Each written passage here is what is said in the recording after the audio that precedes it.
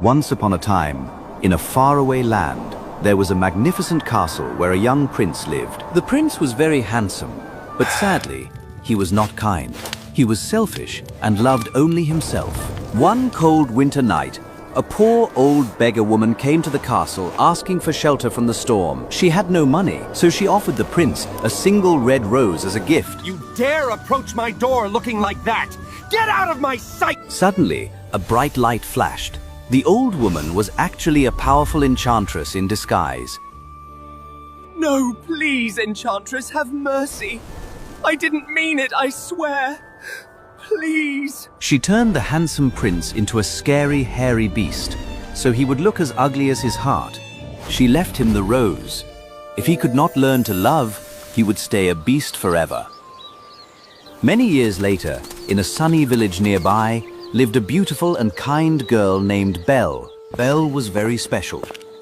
While others cared about silly things, Belle only loved reading books. She's gone completely mad, I tell you. Head always stuck in a book. It is just not right. Belle lived with her father, Maurice. He was an inventor who loved to make strange machines. One day, Maurice fixed his invention and was ready to take it to the fair to win a prize. Before he left, Belle asked her father to bring her back a rose, for she loved flowers very much. Maurice rode his horse into the forest, but soon it got dark and foggy. The poor old man could not see the road clearly, and he got lost in the woods. Suddenly, scary wolves appeared. They growled and wanted to chase him. Maurice was so scared, he made his horse run as fast as the wind to escape. Running from the wolves, he found a big dark castle and ran inside to be safe. Inside, it was quiet and spooky.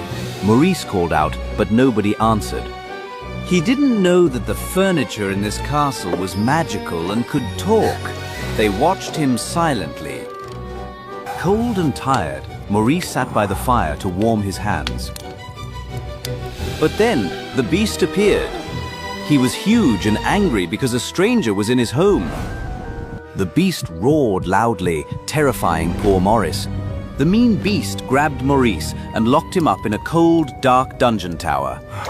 Back home, Belle saw her father's horse return alone. She knew something bad had happened. What happened? Where is Papa? Being a brave daughter, Belle rode the horse back into the forest to save her father. She arrived at the beast's scary castle. It looked like a place where monsters lived. Belle walked through the dark halls, calling for her papa. Deep down in the dungeon, she heard her father coughing weakly. Don't worry, Papa.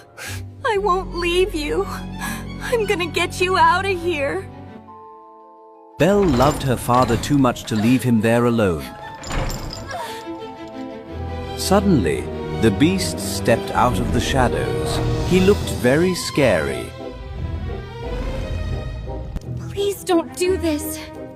You must let me go. The beast said no, so Belle made a brave choice. She said, "Take me instead." She promised to stay in the castle forever if her father could go free.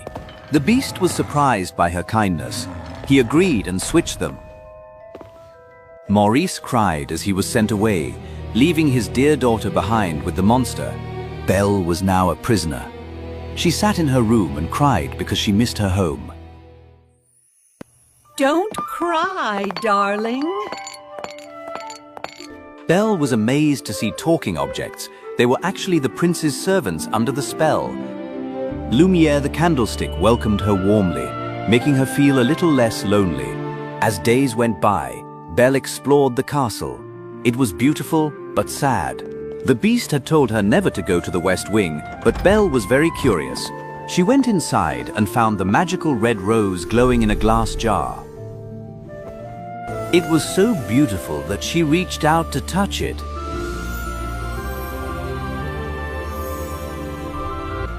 The beast saw her and roared in anger. He was scared she would hurt the rose. Belle was so terrified of his anger that she ran out of the castle into the snow. She rode her horse into the dark forest, but it was freezing cold and dangerous. A pack of hungry wolves surrounded Belle. They were ready to attack her. Belle closed her eyes, thinking this was the end. But suddenly, the beast jumped in. He fought the wolves to protect Belle. The wolves bit the beast, hurting him badly, but he scared them all away. The beast fell onto the snow, tired and bleeding. Belle could have run home to her father, but she saw that the beast had saved her life. She decided to be kind. She helped the beast up.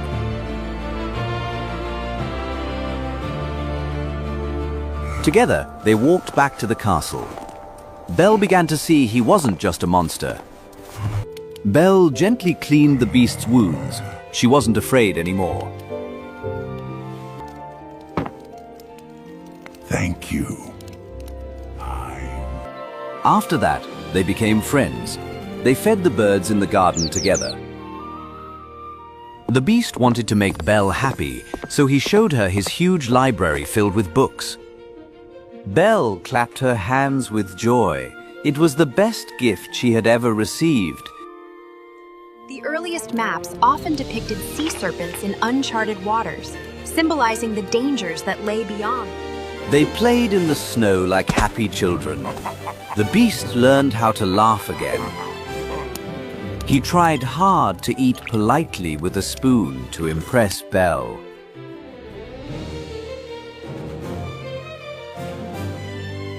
The servants were so happy watching them, they hoped Belle would break the spell. One special night, the beast dressed up like a prince and invited Belle to dance.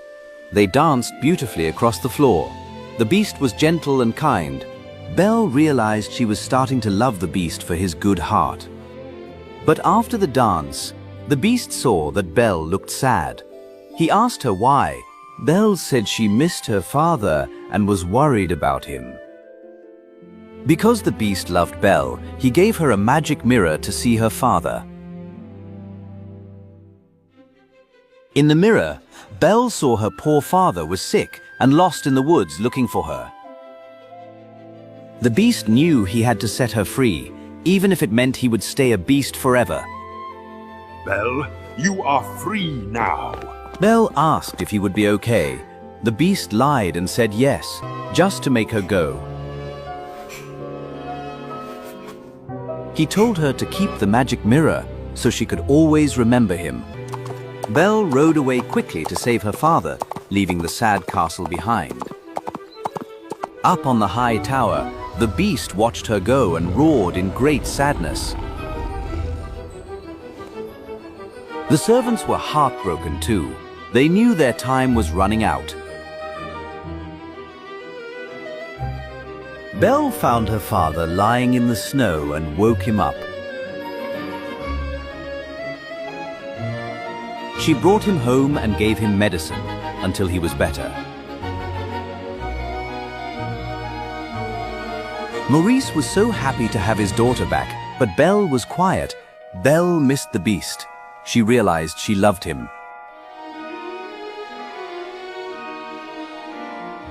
One night, she looked into the magic mirror to see how the beast was doing. Oh no! She saw the beast lying on the ground, dying of a broken heart. Belle knew she had to hurry. She jumped on her horse to go back to him.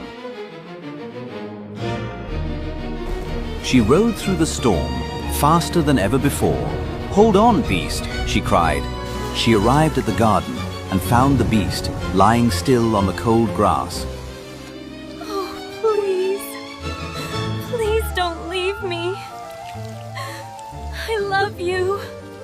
The beast opened his eyes weakly. He was happy to see her one last time. Inside the room, the very last petal of the magic rose was about to fall. Time was up, he whispered softly. Then, the beast closed his eyes and stopped moving. He was gone. The last petal fell. The light of the rose went out completely. Belle hugged him and sobbed.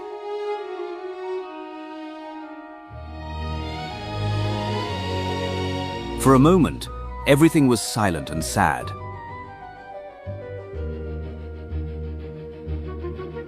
But then, a magical thing happened. Belle's tear of true love landed on the beast and started to glow. Golden light swirled around the beast, lifting him into the air. The light was so bright that Belle had to cover her eyes.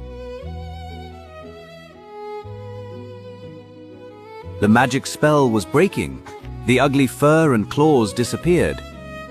The beast was turning back into a human.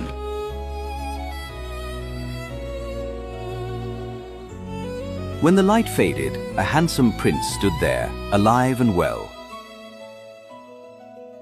Belle, it is me. Belle looked into his blue eyes and knew it was her beast. They hugged each other with joy. The curse was finally broken.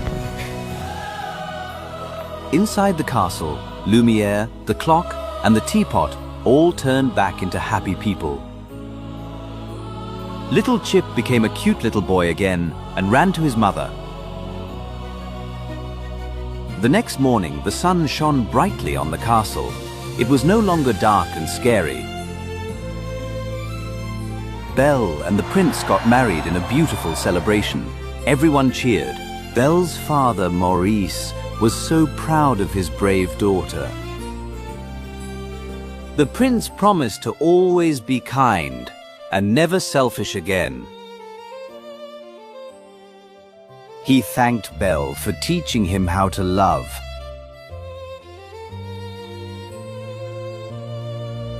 Belle smiled, knowing that true beauty comes from within.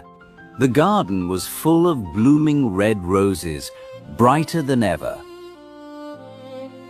And so Beauty and her prince lived happily ever after.